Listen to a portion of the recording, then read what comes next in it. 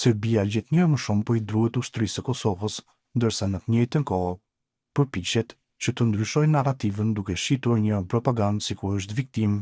Aleksandr Vulin, ish zëvendës kryeministër dhe aktualisht drejtuar në zyrën e Rusisë në Beograd, pretendon se armatosja e FSK-s nga perëndimi do të çojë në një përplasje të pashmangshme, teksa citon edhe armën e Çehovit.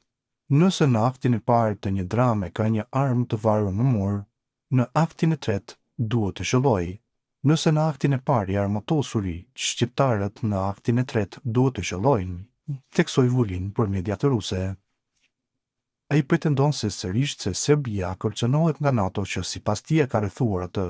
Nuk mund të ketë ushtri në Kosovë përveç KFOR-it, domethënë forcave të armatosura të OKB-s ose NATO-s. Dhe kaq, megjithatë tani ekzistojnë të ashtu quajturat forca të sigurisë së Kosovës. Kjo është një ushtri e pajisur nga perëndimi dhe e pajisur vetë për shëllim luftën kundër serbëve dhe për asgjë tjetër, pretendoi Vulin.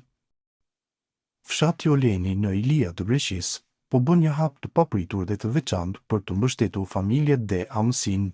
Gjatë takimit me banorët në takimin me anëtarët e folklorit kulturor, kryetari i fshatit George Dimitropoulos njoftoi një iniciativë që po tërheq vëmendjen e të gjithë komunitetit dhe i bëri me dije se do të ndajë nga paga e tij personale një shumë për 1.000 eurosh për çdo grua që zgjedh të qëndrojë përgjithmonë në Oleni dhe të jetojë aty, si dhe për çdo grua që vendos të rrisë fëmijët e saj në këtë fshat. Sipas Dimitropoulos, iniciativa ka një gjurmë të qartë sociale dhe zhvillimore dhe synon të mbështesë familjen, amësinë dhe shëndrimin e të rinjve në komunitet. Ai e përshkroi këtë hap si një shembull të solidaritetit praktik dhe të përkujdesjes për zhvillimin e fshatit dhe të ardhmen e tij. Të pranishmit në ceremoninë festive e kanë pritur njoftimin me entuziazëm dhe e përshkruajnë si një shembull të ndjeshmërisë dhe mbështetjes së grave dhe familjeve që vendosin të kontribuojnë në komunitetin lokal.